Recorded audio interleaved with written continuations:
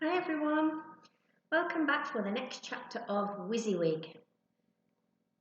So today we are on chapter 6, which is called The Kissing Wish.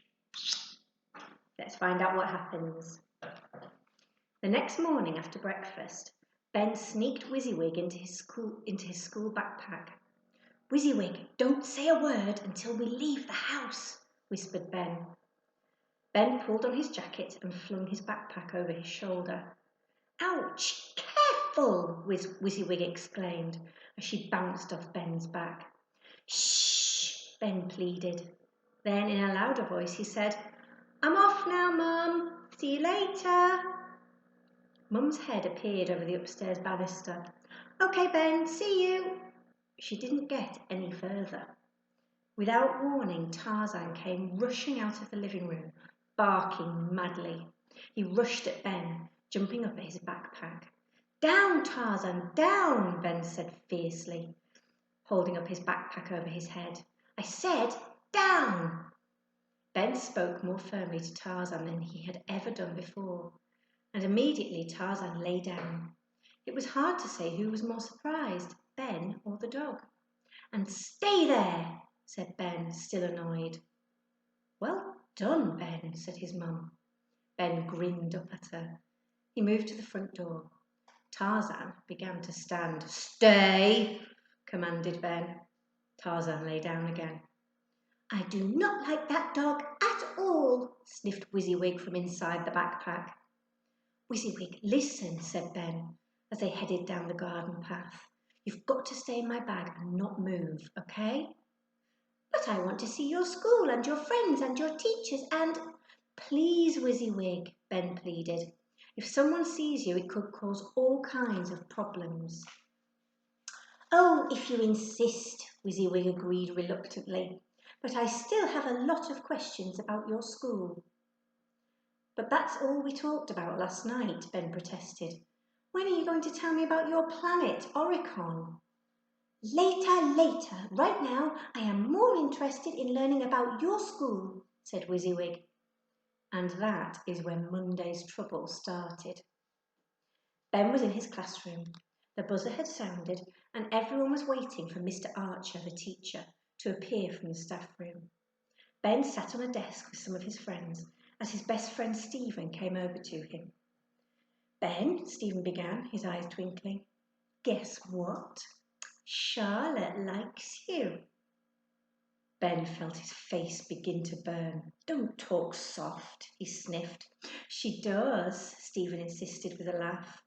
By now Ben's face was burning like a raging forest fire.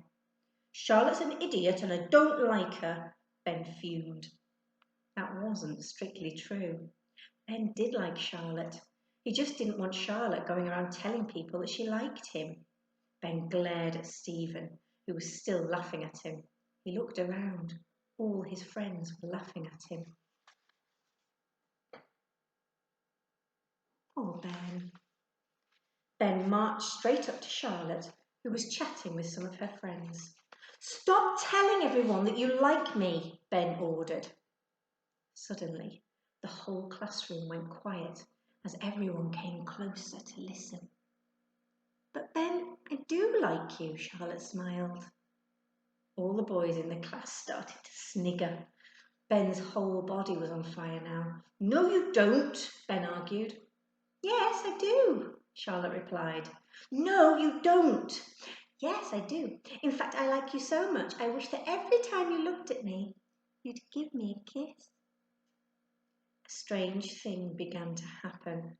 Ben's lips began to prickle and to tickle and to tingle. Then he realised what was happening. Ben stared at Charlotte in dismay. "Don't wish that! Take it back! Take it back!" Ben pleaded. "I will not," Charlotte said, her hands on her hips. "I mean every word." Something like invisible hands pushed Ben forward. He tried his best to fight against it. He tried to stop his feet from moving forward a step at a time. He tried to stop his legs from working, but it was no good. With each tortured step, Ben got closer and closer to Charlotte. and the closer he got, the more his lips tingled. "Whizziwig, no, stop!" Ben called out desperately. Charlotte frowned at her friends. "Who's Whizziwig?" she asked them. Her friends shrugged. "Ben, what on earth are you doing?" Stephen asked. Ben was at Charlotte's side now. He couldn't answer. His lips had been taken over. To Ben's deep, deep embarrassment, he kissed Charlotte on the cheek.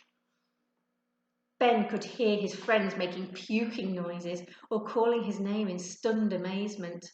All Ben wanted to do was sink into the ground and disappear forever. "Ben, you traitor! You soppy, sissy traitor!" said Stephen with disgust. Charlotte turned to her giggling friends and said smugly, "I told you he liked me." Ben stared at Charlotte in dismay.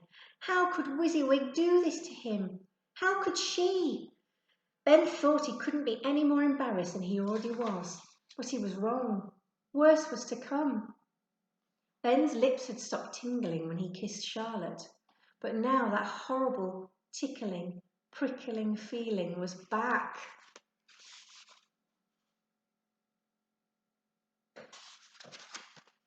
Before Ben could stop himself, he kissed Charlotte again, and again, and again.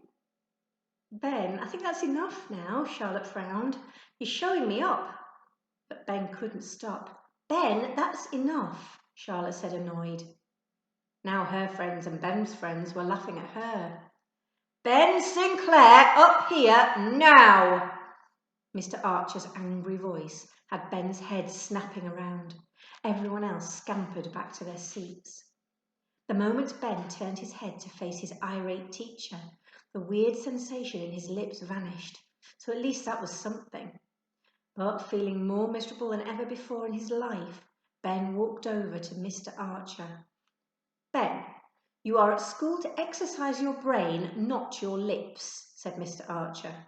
"Sit at the front of the class for the rest of the day, where I can keep an eye on you. Thea, swap places with Ben."